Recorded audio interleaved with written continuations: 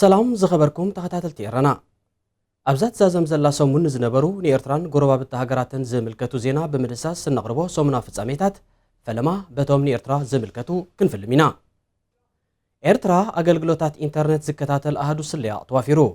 ሕብረት ኤውሮጳ ንመንግስቲ ኤርትራ ናይ ባጀት ደገፍ ምግባሩ ዝነቅፍ ሓድሽ ጸብጻብ ቀሪቡ 2 ዲግሪ ሴንቲግሬድ ኣብ ዝዓቐኑ መዝሓለት ሓቢኦም ናብ ብሪጣንያ ከኣትዉ ዝፈተኑ 23 ኤርትራውያን ድሒኖም ፈረንሳ ኣብ ጎደናታት ክነብሩ ጸንሑ ኣማኢት ኤርትራውያን ዝርከቦም 1400 ስደተኛታት ናብ ጊዜያዊ መዕቆቢ ተወሲዶም ዝብሉን ካልኦትን ክልናዮም ክትከታተሉ ብኽብሪ ንዕድም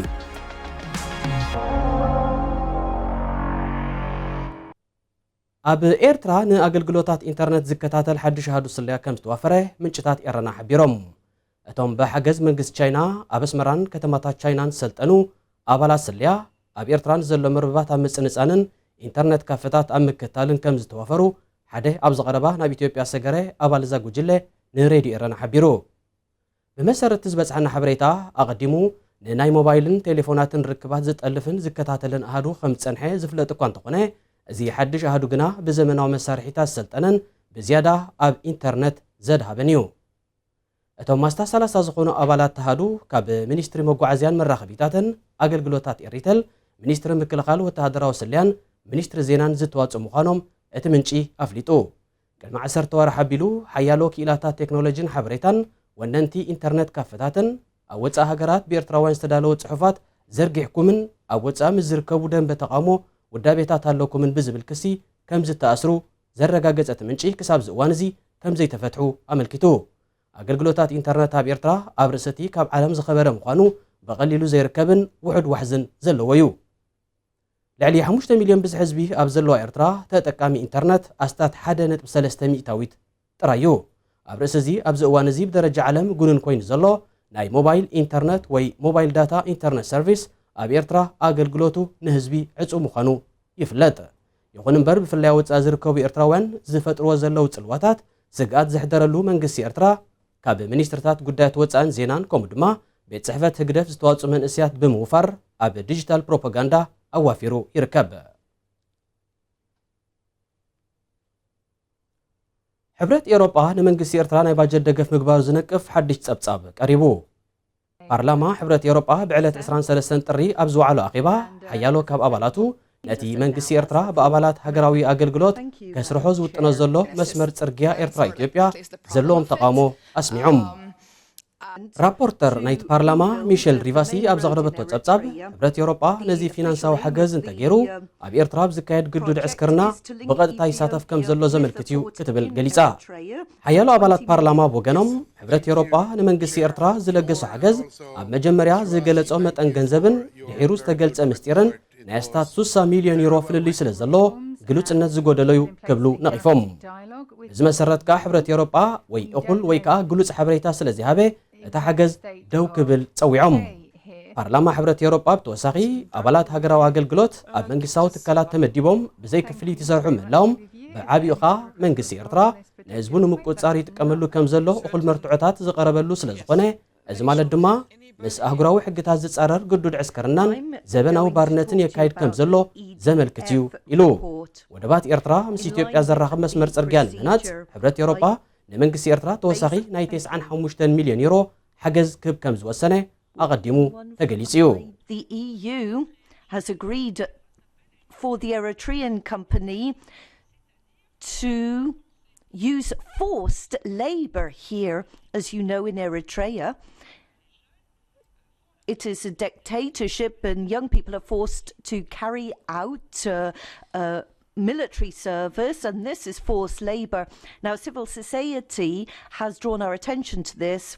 and on the 4th of November 2019, I raised 2 questions. I sent written questions to the European Commission, firstly in connection with the project, and secondly on forced labor in general.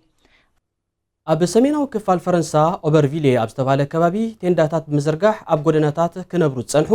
ኣማይት ኤርትራውያን ዝርከቦም 1400 ስደተኛታት ናብ ውሑስ ቦታ ግዒዞም እቶም መብዛሕትኦም ዜጋታት ኤርትራ ሱዳን ኢትዮጵያን ኣፍጋኒስታንን ምዃኖም ዝተገልጹ ስደተኛታት 240 ካብኣቶም ስድራ ቤታት ኮይኖም ቆልዑ ዘለዎም እዮም ኣብዚ ዛሕሊ ዝዓብለሎ ወቕቲ መንግስቲ ፈረንሳ ኣብ ጎደናታት ፓሪስ ዝነብሩ ስደተኛታት በብእዋኑ ናብ ጊዜያዊ መዕቆቢታት የግዕዝ እኳ እንተሎ ሰሙን ኣብ ዘይመልእ ግዜ ካብ ኢጣልያን ካልኦት ሃገራት ኤውሮጳን ዝመፁ ስደተኛታት ኣብቲ ቦታ ክተኣኻኸቡ እዮም ዝረኣዩ።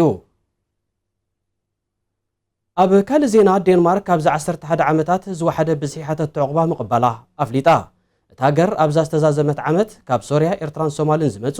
2716 ሓተት ዕቑባ ጥራያ ኣንጊዳ። ኣብ 2015 ልዕሊ 21000 ሓተት ዕቑባ ዝተቐበለት ዴንማርክ ካብ ዓመት ናብ ዓመት እናወሓደ መምፅኡ ጽቡቕ ዜና እዩ ክብል ሚኒስተር ኢሚግሬሽን ሃገር ማትያስ ተስፋዬ ገሊጹ። 2 ዲግሪ ሰንቲግሬድ ኣብ ዝዓቐኑ መዝሓሊ ወይ ፍርጅ ኣብ ዘለዋ ናይ ጽዕነት መኪና ተሓቢኦም ናብ ብሪጣንያ ክኣትዉ ዝፈተኑ ኣስታት 20 ኤርትራውያን ከም ዝደሓኑ ፖሊስ ቤልጅየም ኣፍሊጡ። 3 ካብኣቶም ደቂ ኣንስትዮ ክኾና እንከለዋ ሒደት ዜጋታት ሱዳን እውን ከም ዝርከብዎም ተጠቒሱ።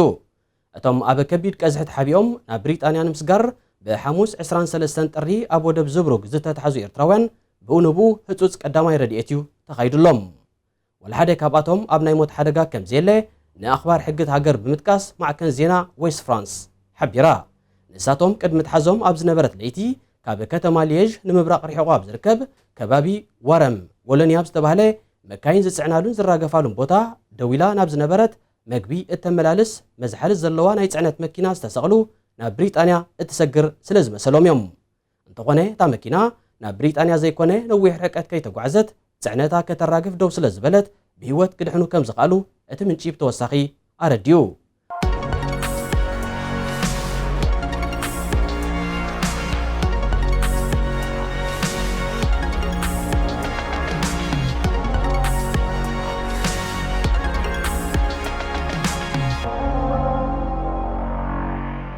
እዚ ትከታተልዎ ዘለኹም ፓሪስ ካብ ዝርከብ ስቱድዮ ኤረና ዝመሓላለፍ ዘሎ ሰሙናዊ ፍጻሜታት እዩ። ኣብ ሰሙን እዚ ኣብ ጎረባብቲ ሃገራት ኤርትራ ንዝነበሩ ሓደ ዓበይቲ ዜና ምስ ንምልከት ድማ ወተሃደራት ሱዳን ኣብ ከባቢ ወደል ሒሉ ብዝኸፈትዎ ተኹሲ ሓደ ሰብ ከም ዝቐተሉ ምንጭታት ካብቲ ከባቢ ሓቢሮም።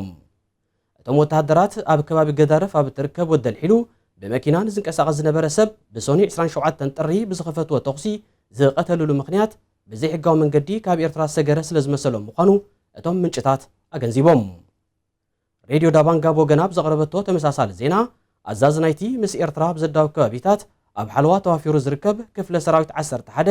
ብርጋደር ሳሊም ሓራሽ እቲ ዘጋጠመ ሓደጋ ኣብ ሓለዋ ዝነበሩ ሰራዊት ብዝኸፈትዎ ተኹሲ ምዃኑ ንስድራ ቤት መዋቲ ገሊጹሎም። ተኹሲ ዝኸፈቱ ኣባላት ሓለዋ ደቡን ኣብ ትሕቲ ቀይዲ ምእታዎም ዳባንጋ ነቲ ኣዛዚ ብምጥቃስ ኣመልኪታ። ይኹን እምበር እቲ ቅትለት ኣብ ነበርቲ ከባቢ ብፍላይ ድማ ዓድታት ወደል ሒሉን ቃሽም ጊርባን ተቃውሞታት ኣላዒሉ እዩ። ኣብቲ ዞባ ምስ ዘሎ ምትፍናን ካብ ቀቢላታት ቤጃ ዝኾኑ ተወላዶ ሃደንደዋን ቤን ዓመርን ናብ ዝበኣሰ ክዓርግ ሰግአ መንግስቲ ተወሰኽቲ ሓይልታት ፀጥታ ናብቲ ቦታ ከም ዘዋፈረ ተሓቢሩ። ኣብ ደቡብ ኤርትራን ሱዳንን ኣብ ዘይሕጋዊ ምስጋር ሰብን ንብረትን ዝተዋፈሩ ነበርትን ተወላዶ ዓድታትን ተኸባቢ ምስ ሓይልታት ፀጥታ ሱዳንን ኤርትራን ተደጋጋሚ እዋን ከም ዝጋጨው ይጥቀስ እዩ። ፌደራላዊ መንግስቲ ሶማል ብቱርኪ ዝተሰልጠነ ፍሉይ ሓይሊ ሰራዊት መናሃርያ አልሸባብ ናብ ዝኾና ደጀናት ከም ዘዋፈረ ኣፍሊጡ። እቶም ብድርዓት መካይን ዝተሰነዩ ኣማይት ወታደራት ብኣልሸባብ ተታሒዙ ንዝርከብ ስትራቴጂያዊ ከባቢታት ንምቁፅጻር መጥቃዕታት ከካይድዮም። መንግስቲ ሶማል ክንዲ ዝብዝሒ ዘለዎ ሰራዊት ናብ ግንባራት ክዋፍር እዚ ንመጀመርያ እዋን እዩ። እቲ ሰራዊት ብሰንበት 26 ጥሪ ናብ ግንባራት ኣብ ዝተፋነወሉ እዋን ቀዳማይ ሚኒስተር ሶማል ሓሰን ዓሊ ኸይረ ብኣካል ተረኺቡ ናይ መተባብዒ ቃል ከም ዘስምዐ ጋርወ ኦንላይን ጠቒሳ። ሰራዊት ሶማል ንፈለማ እዋኑ ናብ ግንባራት ኣብ ዝተፋነወሉ ዕለት ፕረዚደንት መሐመድ ዓብዱላሂ መሐመድ ኣብ ኣስመራን ዝካየድ ርክባት መራሕቲ ኤርትራ ኢትዮጵያን ሶማልን ንምስታፍ ካብቲ ሃገር ነቒሉ። መራሕቲ ኤርትራ ኢትዮጵያን ሶማልን ብሰኒ 27 ጥሪ ኣብ ኣስመራ ኣብ ዘካየድዎ ስሉሳዊ ዘተ ጉዳይ ፀጥታ ሶማል ሓደ ካብ ነጥብታት እዩ ነይሩ። አልሸባብ ኣብዚ እዋን እዚ ኣብ ልዕሊ መንግስቲ ሶማልን ደገፍቱን መጥቃዕታቱ ይሕይሉ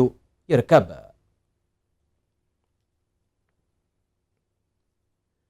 ኢትዮጵያ ካብ መሬት ናብ ሰማይ ዝውንጨፍ ዘመናዊ ጸረ ነፈርቲ ሚሳይላት ካብ ሩስያ ከም ሸመተት ማዕከን ዜና ታገር ስፑትኒክ ሓቢሩ። እቲ ፓንቲሳር ኤስ1 ዝተሰመየ ሚሳይላት ኣብ ዝሓለፈ ወርሒ ሕዳር ናይ 2019 ናብ ኢትዮጵያ ከም ዝኣተወ እቲ ምንጪ ብተወሳኺ ጠቒሱ። መንግስታት ኢትዮጵያን ሩስያን ኣብ ዝሓለፈ ዓመት ኣብ ዝገበርዎ ርክብ ኣብ ወተሃደራዊ ምትሕግጋዝ ዘተኮረ ስምምዕ ከም ዝኸተሙ ኣይርስዓን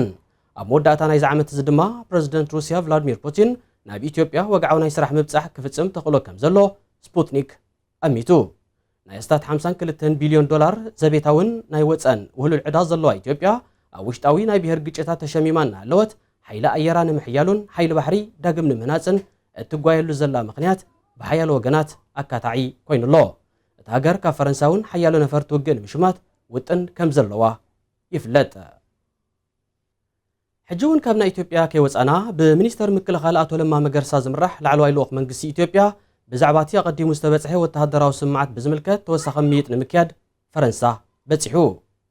እቲ ላዕለዎት ወተሃደራውያን ኣዘዝቲ ዝርከብዎም ልኡኽ ኢትዮጵያ ኣብ ፈረንሳ ብፀንሓሉ 3 መዓልታት ምስ ቤት ጽሕፈት ፕረዚደንት ሚኒስተራት ምክልኻልን ጉዳያት ወፃን ከምኡ ድማ ጠቕላሊ ሓለቓ ስታፍ ሰራዊት ፈረንሳን ተመያይጡ ኢትዮጵያ ዳግም ክትሃንጾ መዲባ ንዘላ ሓይሊ ባሕሪ ሙሉእ እምነታ ኣብ ፈረንሳያ ኣንቢራ ዘላ ኣብ ልዕሊ እዚ ኢትዮጵያ ከተዕብዮን ከተሐድሶን ንዝመደበት ሓይሊ ኣየር እውን ካብ ፈረንሳ ነፈርቲ ውግእ ንምሽማት ውጥን ኣለዋ ማዕከን ዜና ለፖዋ ናይ ፈረንሳ ኣብ ዝሓለፈ ወርሒ ሕዳር ኣብ ዘስፈሮ ጸብጻብ መንግስቲ ኢትዮጵያ ናይ ስታት 4 ቢልዮን ዶላር ዝግመት ኣጽዋር ካብ ፈረንሳ መልክዕ ልቓሕ ንምሽማት ሰነድ ከም ዘቕረበ ኣቃሊዕዩ ፕረዚደንት ፈረንሳ ናብ ኢትዮጵያ ብዝበጽሓሉ ኣብ ወርሒ መጋቢት ናይ ዝሓለፈ ዓመት ኣብ ምህናፅ ሓይሊ ባሕሪ ምሕያልን ሓይሊ ኣየርን ካልእ ወተሃደራዊ ኣህዱታትን እውን ዝተፈላለየ ስምዓት ምስ ቀዳማይ ሚኒስተር ኢትዮጵያ ከም ዝኸተመ ኣይርስዓን ካብቲ እዋን እቲ ንዳሓር ፈረንሳ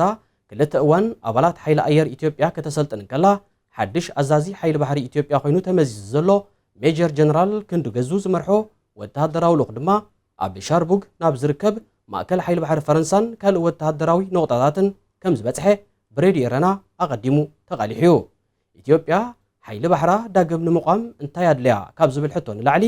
ኣበይ ከተቑምያ ዝብል ነጥቢ ዝያዳ ኣዘራራቢ ኮይኑሎ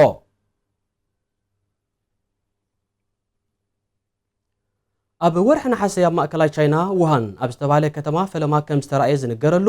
ንዓለም ብፍርሒ ውሒጡ ዝርከብ ኮሮና ቫይረስ ኣብ ገለ ሃገራት ኣፍሪቃ ተራእዩ ከም ዘሎ ተገሊጹ ዛጊት ኣብ ኢትዮጵያ ሱዳን ኬንያ አይቮሪ ኮስት ኢኳቶሪያል ጊኒ ደቡብ ኣፍሪቃን ዝኣመሰለ ሃገራት ብሕማም ኮሮና ቫይረስ ዝተጠርጠሩ ሰባት ተወሽቦም ከም ዘለው ማዕከናት ዜና ከካቦትኡ ኣመልኪተን ኣብ ኢትዮጵያ ኣብ ዓለም ለኻዊ ማዕርፎ ነፈርቲ ቦሌ ኣዲስ ኣበባ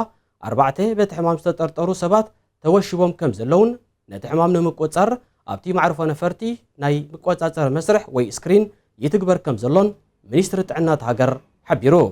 ብምልኦምቶም ተወሽቦም ዘለው ግያሾ ድማ ካብ ከተማ ውሃን ዝመፁ ከም ዝኾኑ ተገሊጹ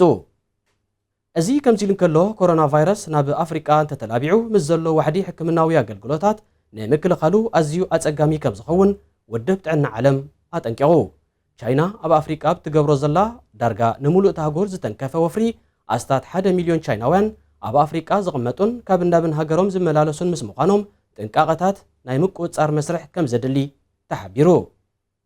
በኮሮና ቫይረስ ተለኽፈ ሰብ ምልክታት ሕማም ከርኢ ካብ 2 ክሳብ 14 መዓልታት ዘድልዮ ምስ ምዃኑ ዝተለኽፈ ሰብ ብኣግኡ ከተለልዮ ከም ዘጸግም እዩ ዝግለጽ በዚ ምኽንያት ድማ ናብ ካልኦት ከይላባዕ ውሸባ ጥርጡራት ኣዝዩ ኣገዳሲ ይገብሮ ኮሮና ቫይረስ ኢንፍሉዌንዛ መሳሊ ኮይኑ ንስርዓት ምስትንፋስ ብፍላይ ድማ ሳምቦ የጥቅዕ እቲ ሕማም ናይ ምልባዕ ተልእኹ ኣዝዩ ቁልጡፍ ኮይኑ 2 ካብ 100 በቲ ሕማም ዝተጠቕዑ ሰባት ናይ ምቕዛፍ ተኽእሎ ኣለዎ ክቡራት ተኸታተልቲ ንኤርትራን ጎረባብቲ ሃገራትን ዝደስስ ሰሙናዊ ፍጻሜታት ኣብዚ ተዛዚሙሎ ኣብ ዝመጽእ ሰሙን ክሳብ ንራኸብ ሰናይ ቅነ